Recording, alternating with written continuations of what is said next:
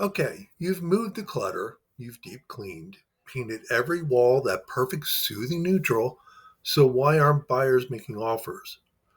Well, here's the truth most sellers don't hear enough.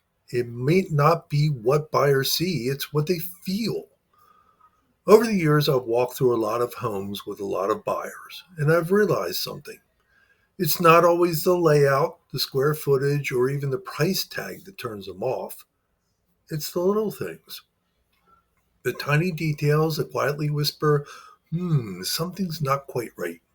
Let me give you a few examples I see all the time. First up, closets.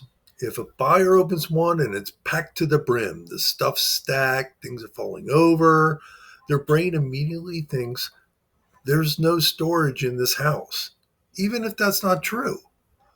That's why I always recommend keeping closets organized and about 30% empty.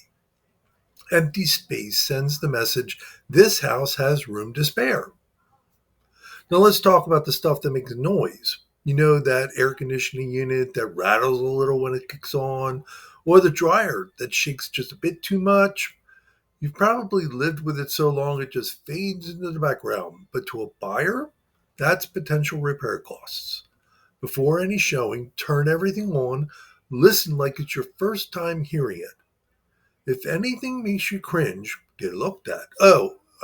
And doors. If a door sticks or doesn't close smoothly, buyers don't think, oh, that's quirky. They think foundation problem. Even if it's just a hinge issue, same goes for cabinets. If one doesn't shut right or a knob's loose, it might seem minor to you, but it does send a subtle message that the place hasn't been maintained. Oh, here's a big one: pet smells. I love pets, cats, dogs, you name it. But if you live with animals, your nose tends to adjust. Buyers, they notice everything.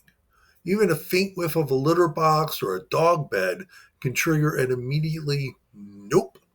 A deep clean crack, open the windows, maybe use an air purifier. They all go a long way. And skip the heavy air fresheners. Wow, too much scent can feel like you're covering something up instead. Then there are your neighbors. Well, you can't control them, but we can be strategic. If your next door neighbor loves their mid afternoon karaoke or runs a home daycare, you can time your showings away from those times. Quiet can make a big difference. And finally, landscaping. I know it's easy to overlook, but curb appeal isn't just real estate jargon. It's a buyer's emotional first impression of your home. Messy beds, overgrown lawns, bare patches. They don't just notice it, they feel it. And that feeling sticks when they walk through your door. So here's the bottom line: buyers decide with their emotions. They won't say the closet was too full or that fan was wobbling, but they will say it just didn't feel right. Photos get them in the door. Feelings are what make them stay. And if your home's on the market and wondering why it hasn't sold, do a walkthrough with a friend or your agent. I can even come through and help you catch the things you might not even notice anymore. Reach out. I'll bring the checklist and a fresh pair of eyes. You bring the keys.